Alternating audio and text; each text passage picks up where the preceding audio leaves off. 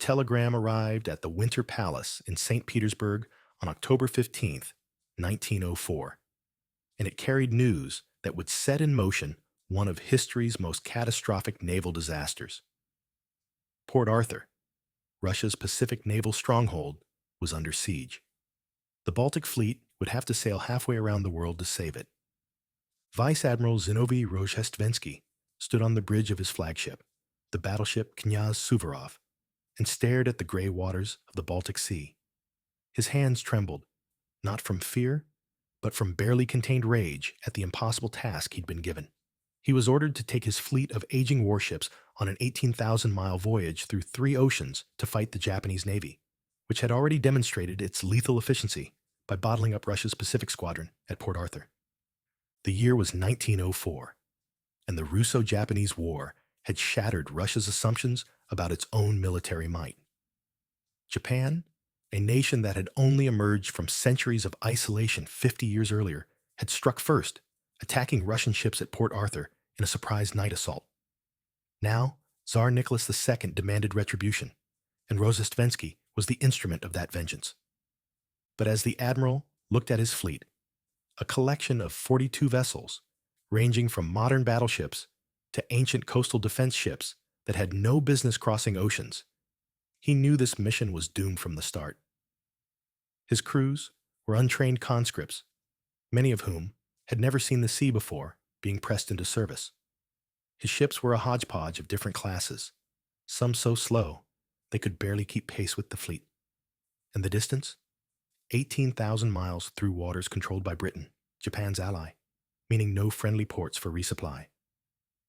What Rozhestvensky couldn't know, as he gave the order to weigh anchor, was that he was about to lead his men on the longest voyage in naval history, a 7-month odyssey of mechanical breakdowns, diplomatic incidents, and steadily eroding morale, only to arrive at a destination where a supremely confident and well-prepared enemy waited to destroy them in a single, catastrophic day. A fleet of phantoms. Before the Baltic Fleet could even think about fighting the Japanese, it had to survive the journey. And from the very first days, everything that could go wrong did go wrong. The fleet's composition revealed Russia's desperation. At its core were 5 modern battleships, including Rozhestvensky's flagship, Knyaz Suvorov.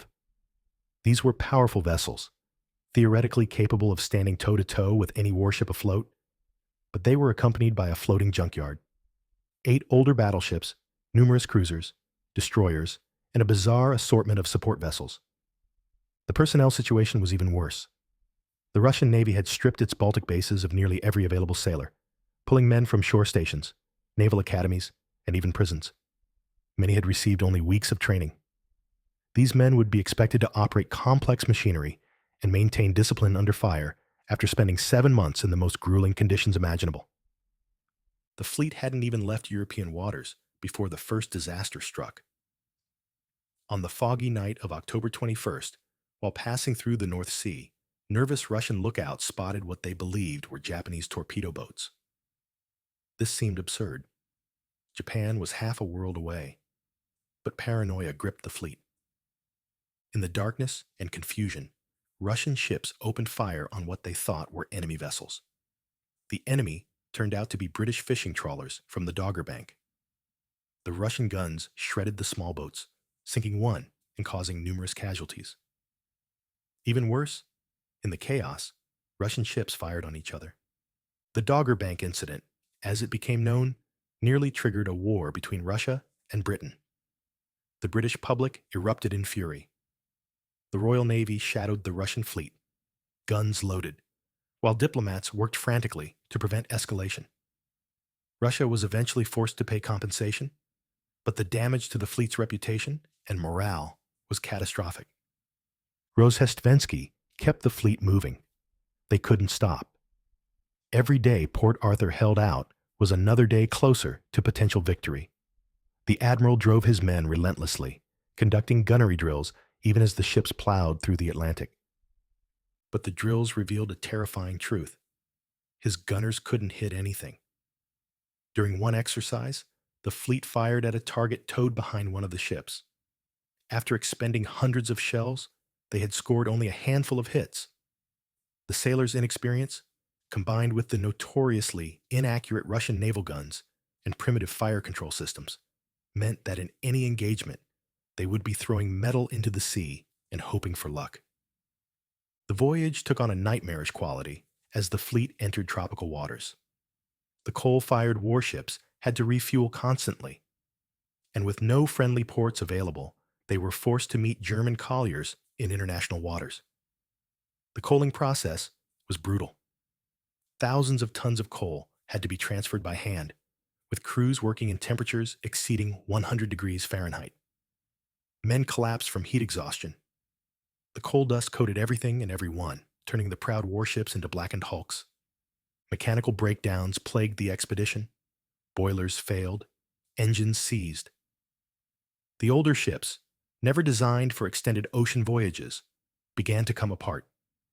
The fleet slowed to a crawl, limited by the speed of its weakest vessels. Discipline deteriorated. Officers struggled to maintain control over men who were exhausted, homesick, and increasingly aware that they were sailing toward probable destruction. Some sailors simply gave up, going through the motions like automatons, no longer caring whether they lived or reached their destination. As the months dragged on, Rozhestvensky received increasingly grim news from Port Arthur. The fortress was holding, but barely. Then, in January 1905, the news he'd been dreading arrived. Port Arthur had surrendered. The very objective of his mission no longer existed. Any rational commander would have turned back. The mission was over, but Rozhestvensky had his orders. Proceed to Vladivostok, Russia's only remaining Pacific port, and establish naval dominance. The admiral pressed on, driving his exhausted crews forward, because to turn back would be to admit defeat without even fighting. By May 1905, 7 months after departing the Baltic, the fleet approached the final leg of its journey. They had traveled 18,000 miles, the longest voyage ever attempted by such a large combat fleet. The men were hollow-eyed with exhaustion. The ships were covered in rust and grime, their machinery held together with improvised repairs. But they had survived. Rozhestvensky faced a critical decision. Which route to take to Vladivostok? He chose the Tsushima Strait, the most direct route, gambling that speed would get them through before the Japanese could concentrate their forces. It was the worst possible choice. Admiral Togohei Hachiro, commander of the Japanese combined fleet, had anticipated this exact decision.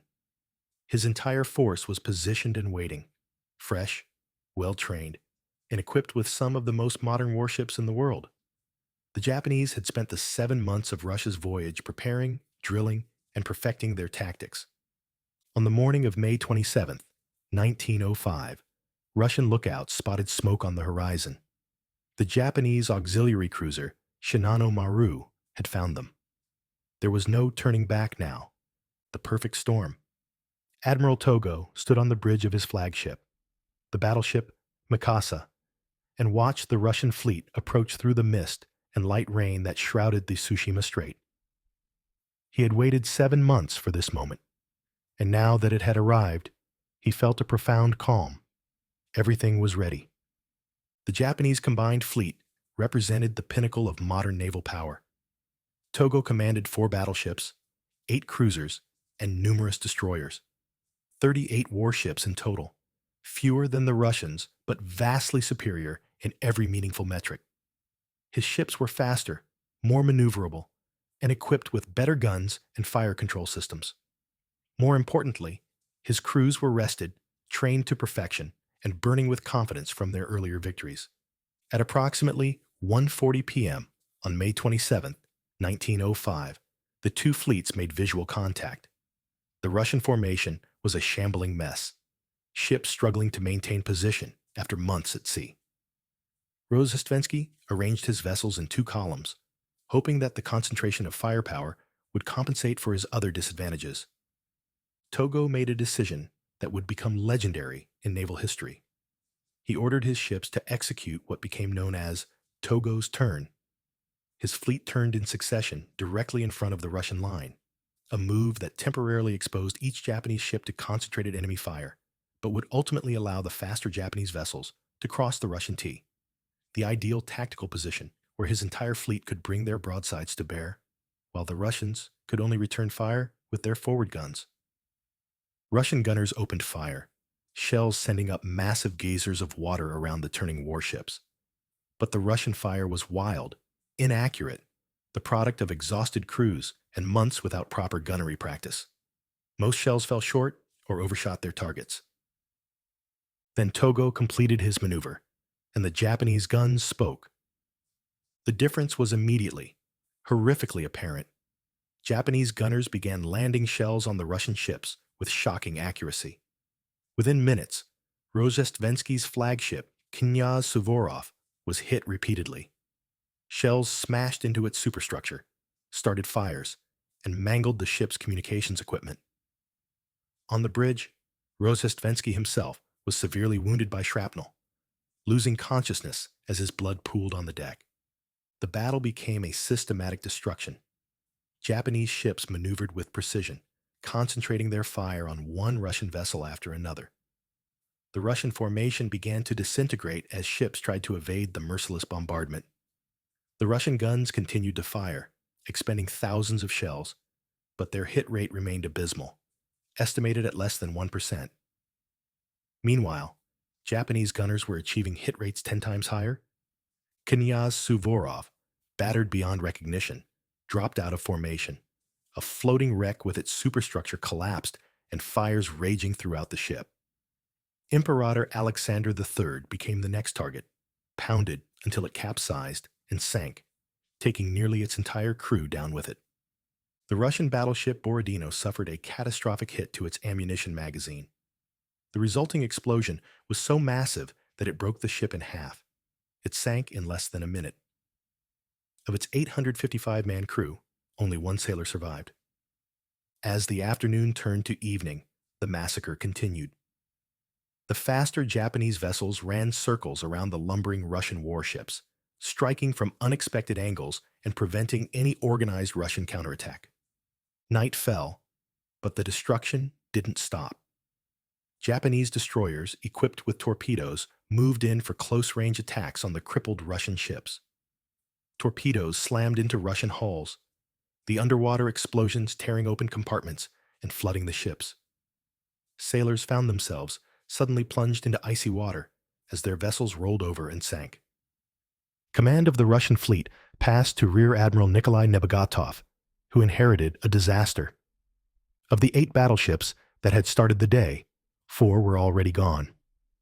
The surviving ships were battered, many with casualties exceeding 50%.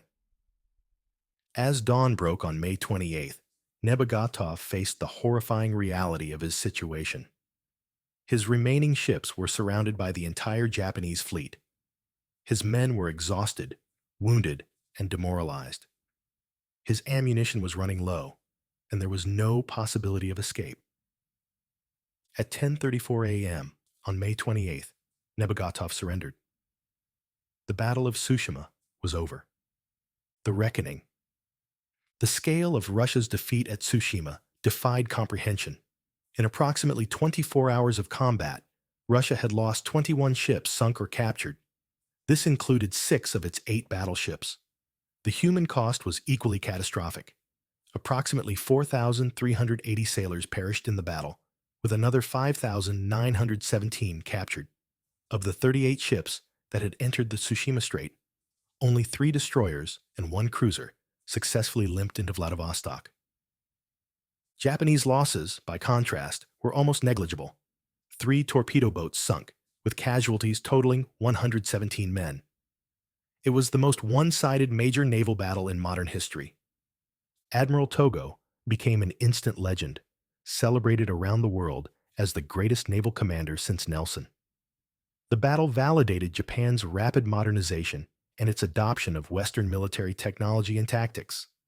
For Russia, Tsushima was a catastrophe that reverberated far beyond the naval realm. The defeat shattered what remained of the Tsar's prestige. revolutionary movements that had been simmering exploded into open rebellion. The 1905 revolution, though ultimately suppressed, was a dress rehearsal for the 1917 revolutions that would topple the Romanov dynasty. The Treaty of Portsmouth formally ended the Russo-Japanese War in September 1905. Russia was forced to cede territory, recognize Japanese dominance in Korea, and withdraw from Manchuria. It was the first time in modern history that an Asian power had decisively defeated a European power. For the surviving Russian sailors, the aftermath was bitter. Admiral Nebugatov, who had surrendered to save his men's lives, was court-martialed and sentenced to execution, later commuted to imprisonment. Rozhestvensky, still recovering from his wounds, faced a court-martial that ultimately acquitted him. But the acquittal brought him no peace. He spent his remaining years haunted by the ghosts of the men he'd led to their destruction. The technical lessons of Tsushima influenced naval thinking for decades. The battle demonstrated the decisive importance of speed, accurate gunnery, and fire control systems. But perhaps the most important lesson was the most obvious. Logistics and morale matter as much as firepower. The Russian fleet had been beaten before a single shot was fired. The 7-month voyage had drained the crew's energy, destroyed their morale, and left their ships in poor mechanical condition. The story of the 2nd Pacific Squadron stands as a testament to hubris, the Tsar's belief that Russian might would inevitably triumph, regardless of the strategic realities. It's a story of brave men sent on an impossible mission by leaders who cared more about pride than practical military considerations. Today, the wrecks of Russian warships still litter the floor of the Tsushima Strait, monuments to one of history's most catastrophic military miscalculations. They rest there alongside the remains of nearly 5,000 sailors who sailed 18,000 miles for a battle they were destined to lose from the moment they left port.